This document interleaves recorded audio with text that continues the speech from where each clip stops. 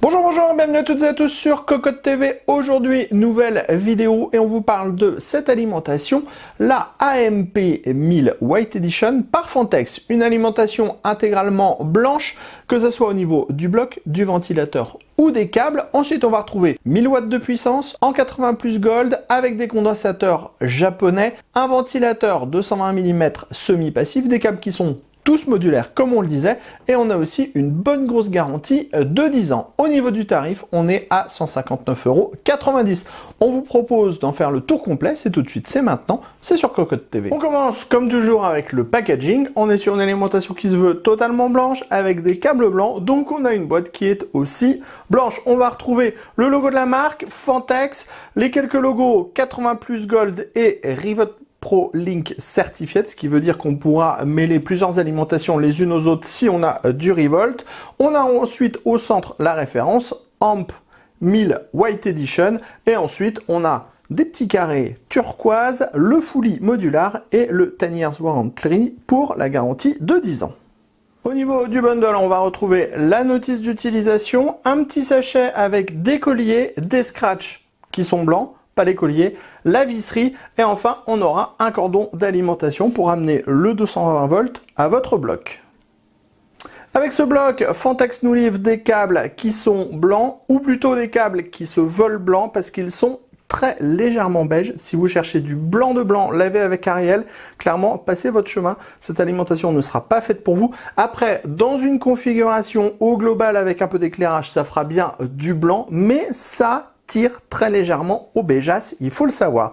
Par contre, la connectique est ultra méga super complète. En même temps, on a 1000 watts de puissance, donc c'est un peu normal. On va avoir un 24 broches ATX, deux câbles 4-8 pins CPU. Ensuite, on va avoir trois câbles PCI Express avec à chaque fois deux prises 6 pins, 8 pins. Ensuite, on va avoir un câble avec 4 prises SATA, un second câble avec 4 prises SATA, un câble avec 3 prises Molex, un câble avec 2 prises SATA, un câble avec 2 prises Molex et enfin un adaptateur Molex vers 2 SATA. On passe maintenant au bloc d'alimentation en lui-même. On peut le dire, ce dernier il est très mimi. 1 parce qu'il est blanc, 2 parce qu'il est pas profond du tout, 140 mm, 3 parce qu'il a un joli petit ventilateur de 120 mm, mais attention, il n'est pas totalement blanc, il est aussi légèrement beigeasse comme les câbles.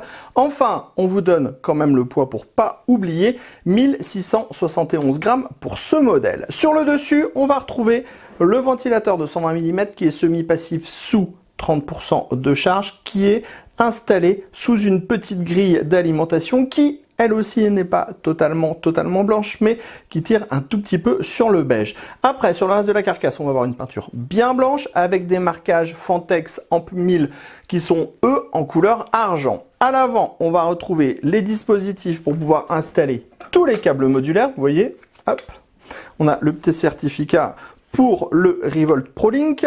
On a donc tous les connecteurs. Là, cette fois, les connecteurs sont en noir. Le connecteur des câbles d'alimentation sont, eux, en blanc. Donc, c'est pas vraiment très raccord, mais c'est pas très grave non plus. Si on continue du côté droit, on va retrouver le même marquage AMP 1000. Les petits carrés, le silver, c'est normal. C'est à l'inverse pour que quand on installera l'alimentation dans un sens ou dans l'autre, les marquages soient toujours dans le bon sens. Si on continue à l'arrière, on va retrouver une grille type nid d'abeille avec des trous qui sont relativement gros. On va avoir le dispositif pour mettre le cordon d'alimentation, un interrupteur. Ici, le bouton qui va permettre de sélectionner le mode de fonctionnement du ventilateur, semi-passif sous 30% de charge ou alors toujours actif. Ensuite, on va retrouver sur cette partie les différentes caractéristiques techniques de ce bloc d'alimentation. Sachez qu'on a un rail 3V3 de 25 A, un rail 5V de 25 A et un unique rail 12V de 83 A pour 996 watts de puissance sur le 12V. Le tout en 80 plus gold et bien sûr à l'intérieur de l'alimentation, on est sur un PCB sans câble et on a des condensateurs qui sont absolument tous japonais. On finit, enfin on vous le redit parce qu'on l'a déjà dit en introduction, tarif 159 € pour cette alimentation en 1000 watts 80 plus gold et la garantie est de 10 ans. Sur ce, on a fini de faire le tour de cette dernière. Rendez-vous très prochainement sur cocotteland.com pour toutes les news, tous les articles à propos du matériel informatique et rendez-vous sur notre chaîne Cocotte TV pour toutes nos prochaines vidéos. On vous dit à très bientôt.